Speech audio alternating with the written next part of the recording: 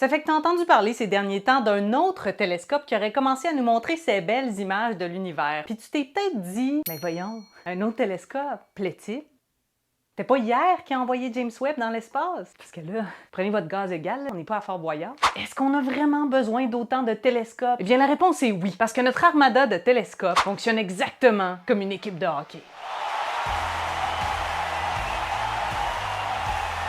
Dans une équipe, chaque joueur a son rôle, ses forces, ses faiblesses, puis ils se complémentent tous les uns les autres, comme le lait puis le spaghette, comme Québec et Lévis, comme Bibi et Geneviève. Ben c'est pareil pour les télescopes. On observe l'univers grâce aux photons, à la lumière qui nous arrive. On peut observer l'univers dans les fréquences des rayons X, dans la fréquence ultraviolette, dans l'infrarouge, dans les micro-ondes. Puis on pourrait pas inventer un télescope qui est capable de tout faire tout seul, comme on pourrait pas mettre un joueur sur la glace pour qu'il fasse la game tout seul. Les télescopes spatiaux, c'est nos attaquants. On les envoie direct dans l'action, c'est-à-dire dans l'espace. Le télescope spatial James Webb, c'est comme notre Marie-Philippe Poulain. Sa spécialité, c'est les infrarouges. Mais comme tous les attaquants, il n'est pas tout seul. Il y a des partners attaquants, comme Hubble, qui regarde plus, lui, dans les fréquences visibles, ou l'Observatoire Planck, qui, lui, regarde l'univers dans les fréquences micro-ondes. Mais les télescopes spatiaux, leur problème, c'est qu'ils sont tellement loin que s'ils brisent, on peut pas y aller avec une petite clé à molette pour le réparer, là. Il est tout seul, faut qu'il s'arrange. Mais c'est pour ça qu'on a des défenseurs, en arrière, ça à terre. En général, les télescopes sur Terre, ils peuvent être plus gros parce qu'on est sur Terre, sont plus faciles à construire. Mais ils font face à un défi,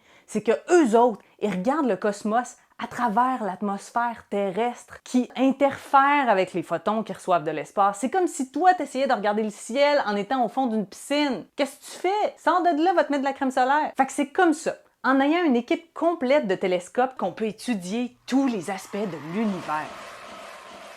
À cette heure, si t'es un pro du hockey et que tu as repéré une erreur dans ce que j'ai dit parce que mon savoir du hockey est médiocre, tu peux me corriger de façon condescendante dans les commentaires dans 3, 2, 1.